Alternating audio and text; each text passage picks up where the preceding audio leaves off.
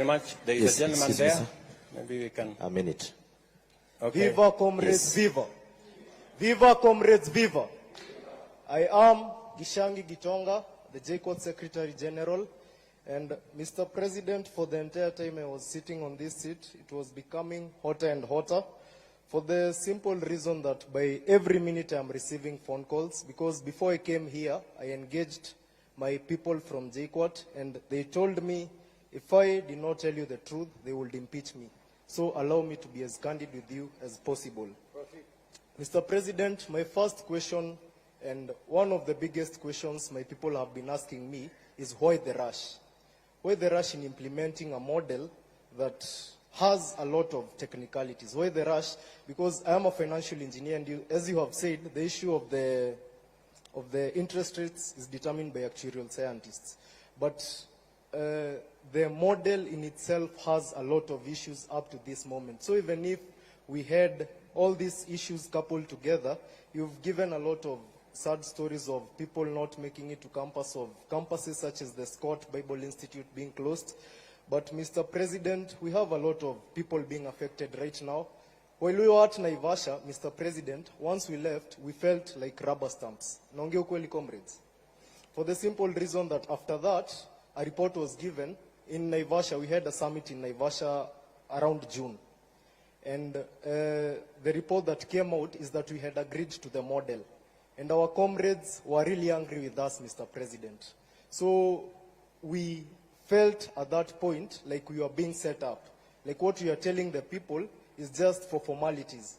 And we have spoken in a lot of forums, Mr. President, but I believe you have already noticed that people are not clapping much to even the best of points, because there's a general tiresome, there's a general exhaustion among the people, because we are usually given a lot of promises. We will come to forums such as this, but we know that very little of it will be implemented. And Mr. President, we also know that corruption is the biggest public expenditure. And before you came into office, there were people you came into office with who had corruption scandals. But once they got into office, they became suddenly people of integrity.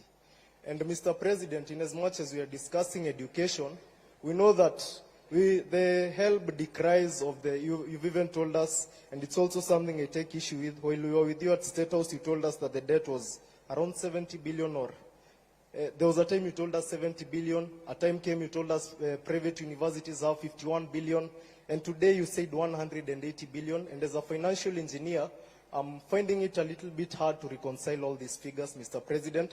So you could also state it a bit more clearly over that. But the HELB and the PS of Education has told us severally that the public institutions had debts and all such kinds of stuff. But we have seen exposés on Twitter, exposés by the Auditor General, telling us that a chair somewhere cost 3.3 million, Mr. President. I will not rush to criticize anything of the sort, but you know that corruption is a big expenditure in this country. What is your administration doing to ensure that corruption ends in public institutions? Mr. President, you are using 9 beaters to classify people. Once again, I'm a financial engineer, and I take keen interest in numbers. You use 9 factors to classify people. Now, explain this to me. We have a parent earning 25,000 shillings. And the firstborn has made it to JKUAT to do financial engineering. But this family has 7 people. It has 6 siblings under the person who has made it to financial engineering. So, under what category does this person fall? Let's even say it's 50,000. This person lives in the CBD at a place where the life is very expensive. So, under what category does this person follow? Or will we have the same thing repeating itself of that girl who was looking at the people with graduation gowns? Because the firstborn, yes, made it to campus, and they found the new funding model, and they appealed because they were placed in band 5. But unfortunately, as you've heard, we have, let me confirm the numbers, we have 26,000 appeals. And also as a financial engineer, I know that not all appeals usually go through as they ought to because of the system glitches. Mr. President, kindly explain to me where this person should land, because among the 9 beaters, the issue of the siblings and probably the dependents around that family, because some of these families adopt people not because they have too much, but because they have compassion on the people in the society who the government is unable or unwilling to help. Mr. President, we also have the issue of a defunct KUSO. And Mr. President, I love what the gentleman who has spoken in Swahili. I must first commend him because of the perfect grammar. Of the issue of, I do not know if you know anyone who represents other campus students. Because, comrades, do you know anyone who represents you? Do you have anyone? So, Mr. President, I would like to urge you to probably constitute something that will even be recognized by the government, because as students we have been crying, as student leaders we have been crying for a very long time of people who are there to just by themselves cast, Mr. President, people who are there not to represent our will, but their own, people who are there for their own stomachs. And these are the people who you are striking against. Mr. President, people in this room are angry because of two people. One, it is you. I've told you I'll be impeached if I do not tell you the truth. My constituents told me that they feel, and I will put this as respectfully as possible, that you advise your advisors. Because of the issues, for example, let's say the issue of the new funding model. Mr. President, the only person who has explained the new funding model in the best way is you. So my constituents were asking me, as in, shouldn't the people in charge of that ministry be able to put it better than the president himself? The other person that the comrades are very angry with is in this room, seated somewhere in front, Mr. President, somebody who has been claiming to represent our interests. But, comrades, does that person represent your interests? Does that person represent your interests? So, Mr. President, if anyone comes to you claiming, Mr. President,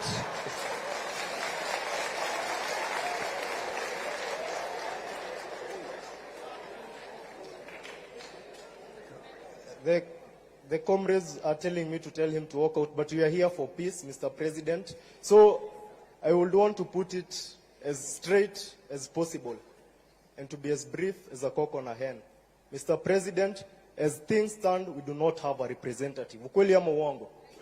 We do not have a representative unless you enable us have some permanent office to ensure that student leaders are represented, and you ensure that unlike the many government offices we have today, the government will not interfere with the affairs of the students.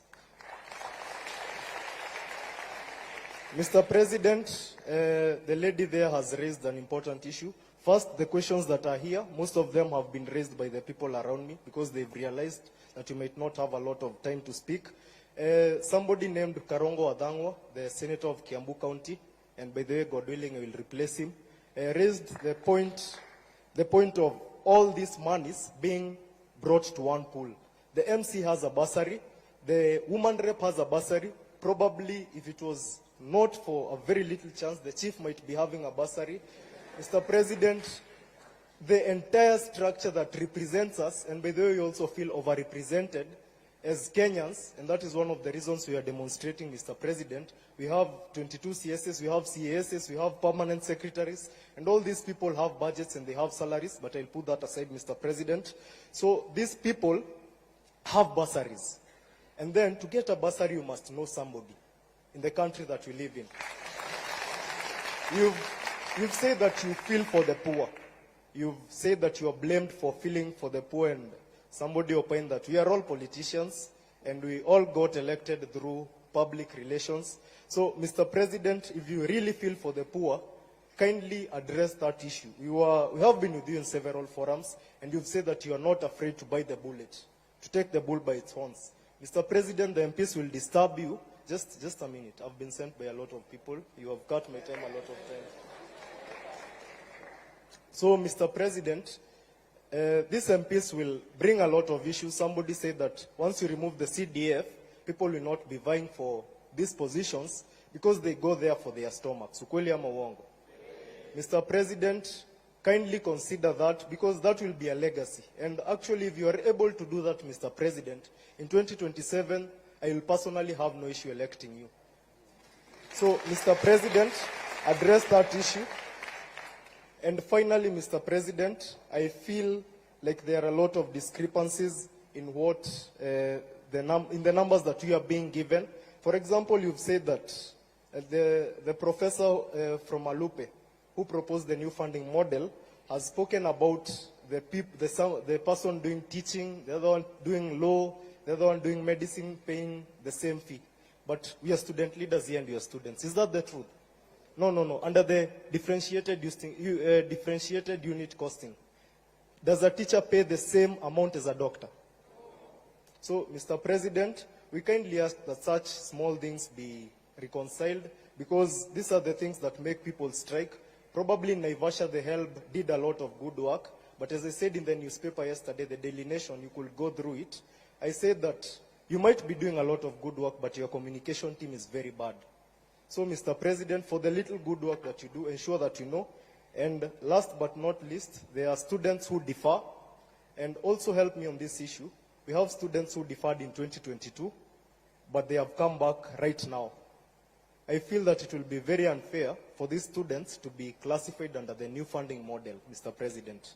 And they are a lot. And they have sent me with their cries, Mr. President. So I stand here as a representative of my people. Kindly address those concerns. Thank you. Thank you. We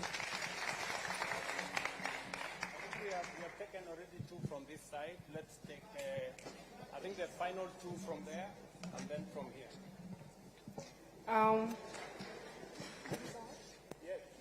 My name is Mwangale Agneta Nafuna, Director of Social Affairs and Special Needs, Moi University.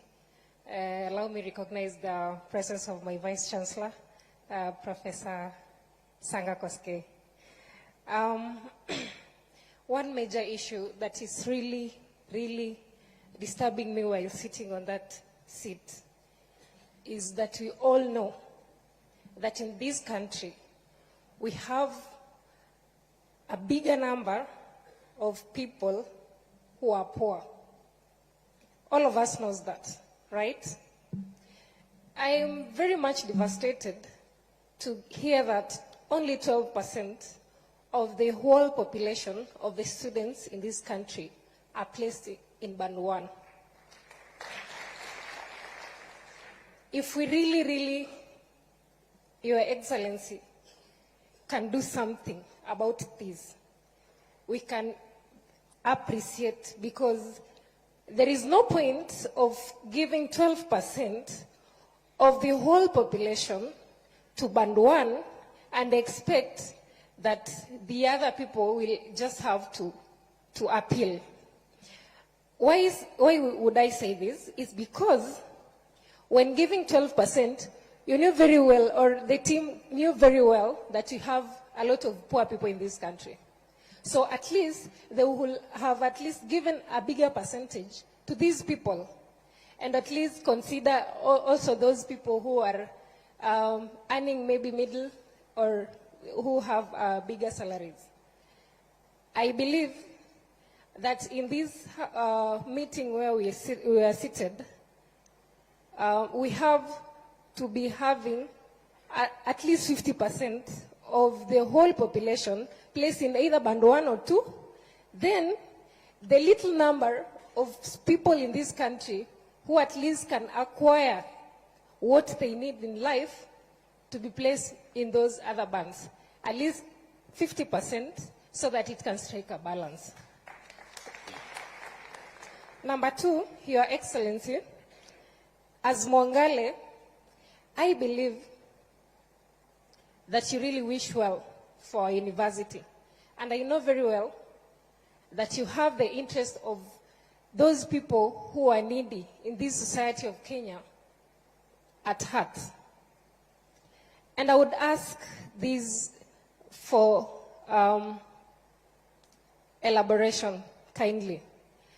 The other day, the directive was given that students will just go join to university, then, without even paying anything. Let's reason out, how will it be when students are in university? Yes, they have not paid the money, they need services. We have workers, we have lecturers, and all other stakeholders that really need to be paid. Of course, there are basic services that you really need in our university. So, how are the university going to manage this? If I said I only need a clarification. Then, Mr. President, I will also need maybe some explanation on this, the placement. Of course, everybody is saying the funding model is the brilliant thing that has ever happened in this country. But now the problem is its implementation. In a case where, of course, we have parameters to place these students in band 1 to either band 5.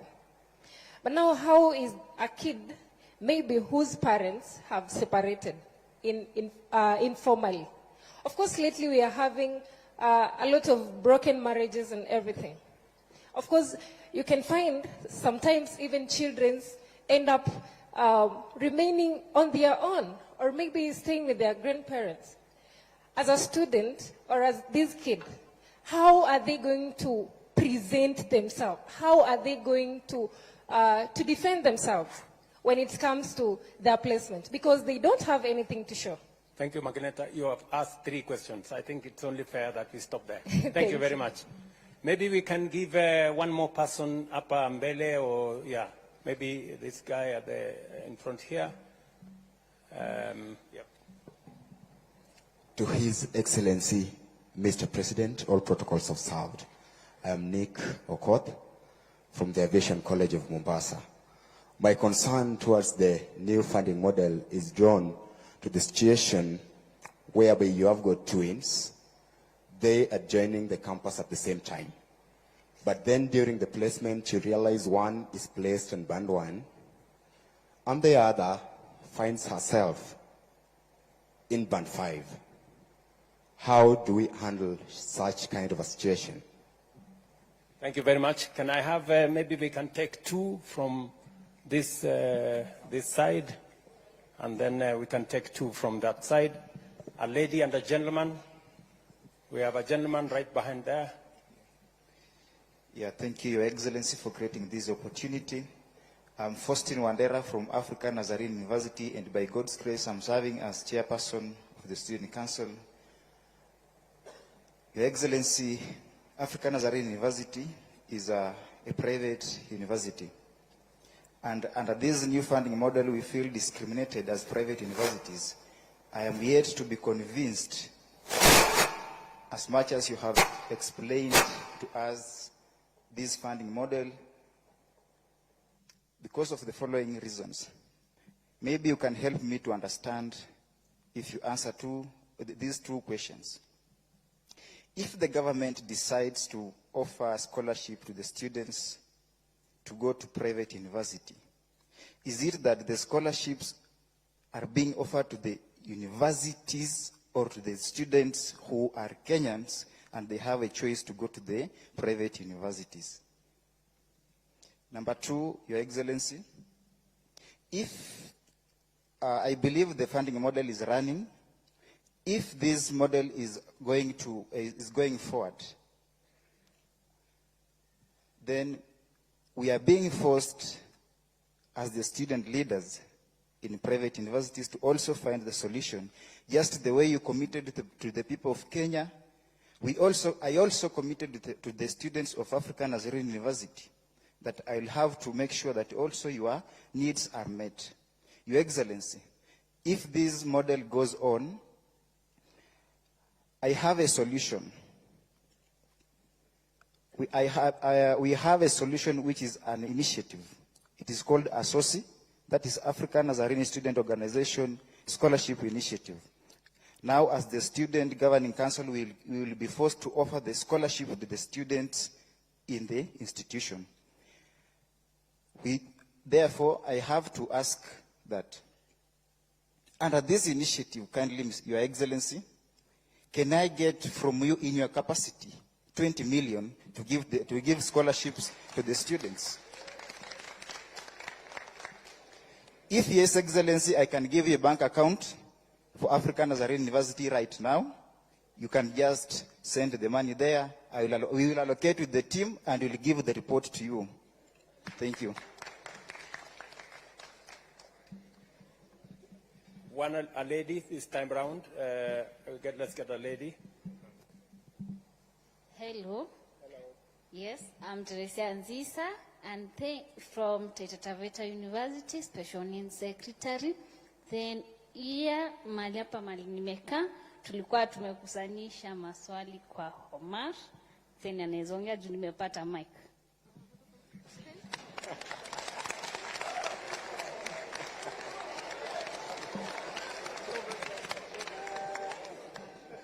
Comrades, wisdom. Comrades, power. Comrades, viva. Vice Chancellors, hi. Your Excellency, I have a few concerns concerning the new funding model and a few things related to the university, higher education funding. And I'll start right away by talking about the students who do the intra-school transfer. You know, once comrades, the Form 4s, or a student is done with the Form 4 education and therefore the COOPS portal is open for application of the courses and the universities, they are not aware of which courses. They are not aware of maybe which courses to apply for, and therefore they opt for any course. And they believe that on reporting to that university after the placement, they'll get to change their courses. But now this has become a problem because on changing the programs, the funding, I don't know, the funding board or the government, an example of the 300 students in Pony University who transferred their courses, and therefore, up to now, their fee has never reflected. And I have a problem with why should the entire cost of the program reflect in a student's portal instead of the household obligation, the household contribution? Now we get to know that the government, due to failure to release the funds to the universities, these students are not able to do their exams. These students cannot access the university services. These students are held back from enjoying the privileges of the university, just as other students. I'd really love to hear you respond to that. Secondly, in Naivasha, with the PS, though she gave you a contrary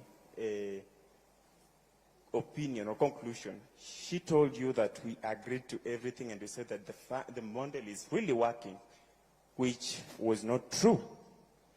Actually, we told her that for this model, if we have to stick to the new funding model, let us do away with Band 4 and Band 5. Because these are the problematic bands. They are the bands that are creating so many problems to the parents. In Pony University last week we had students joining, and majority of them came with their parents. So you find that we are helping in the admission process, and the parent is coming thinking that I'm part of the administrators, crying that, oh, my student is placed in Band 4, my net worth is 0. What should I do? Na anatoa machozi. Really, Mr. President, I thought this government is for Mama Mboga and mtu ya boda boda. So what do we do to search, or rather to help such parents and students? Number 3, you said that if students can propose better ideas to make this model work, then I'm a social scientist. I can offer one. Now that my wise colleague there said that we have so many bursary kits in different dockets, starting from the MCA up to the presidential, your office also has a bursary. I don't know if that is true, but you know it yourself. So if we can constitute it into one kit and make education completely free, or reduce the cost of programs, that will be very appropriate. And this model will work. Number two, I asked myself, now who sits back and decides that now this program is going to cost this much? Who? I think the Vice Chancellors and you know better. Do we have a fixed figure that should be the, like, hii lazima tu hii cost of hii program, for example, medicine should cost this much? So we can reduce, right? So if we have a reduced cost of programs, and let's say, for example, you have those, maybe the impossibility of band 4 and 5 being done away with, now we have band 1, 2 to 5. We have students in band 1 paying nothing, band 2 paying nothing, band 3 paying something, band 4 paying something a little more than those in band 3, and band 5 paying the, like, that way this model will work. Mr. President, I can assure you. Thirdly, we've talked about the corruption in the institutions. We have this seat. Mtu akikwambia this seat costs $1 million. That's crazy. We have this thing called a procurement act or procurement something. Like each and everything has to be procured. We have those procurement officers. Those are the sources of corruption. Mr. President, if you have to do something, then start with doing away with those offices. How the hell can we have a seat here costing $1 million when we know the actual price? So can we have the procurement act done away with? Thank you, Mr. President. Thank you very much, my friend Omosh. Is that your name? Omosh? Omash? My name is Omar. Omar. Okay, Omar. Thank you. Let's take two. I am informed that we are running behind time, but I will take two more. Yes, my sister? Okay, Kalen Karemi, the Vice Chair of the East African University. Mine is on what you have said about the private universities. For example, let me give you a case of myself. I studied in the village a day school. Let me recognize the school St. James Kiarida. At that time, when I managed to get a C+ to join the university, but when I was going to apply through the COOPS, my C+ could only admit me to a private university. So you find most people, the cluster point is high for the public universities. And yet, they will be, when they are going to apply, they will be placed in the private universities. And you have said you can't offer the scholarship. Right now, for me to pay the 19,000 that I'm paying in the private university I am, my parents are really struggling. That is for a fact.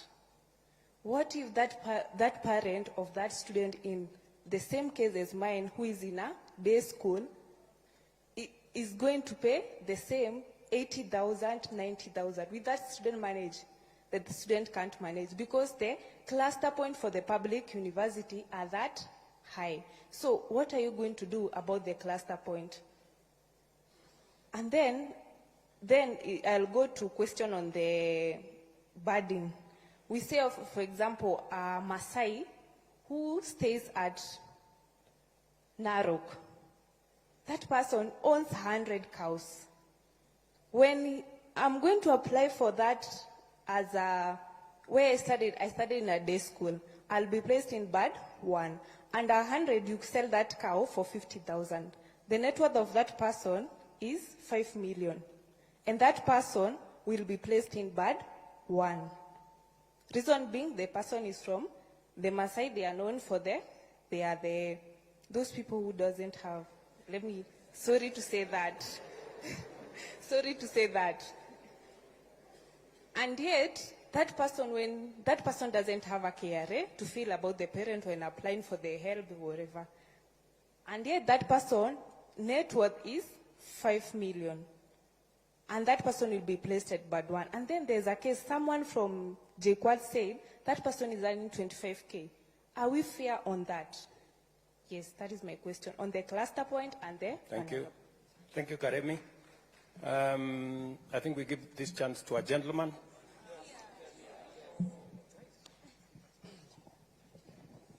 Thank you so much. I'm Vincent Tarus, the president Moi University, and I'm also a finalist doing medicine and surgery. Okay, thank you so much. Number one, Mr. President, I'm really not happy at how we were discussing figures of expensive courses. Yes, it's true that the government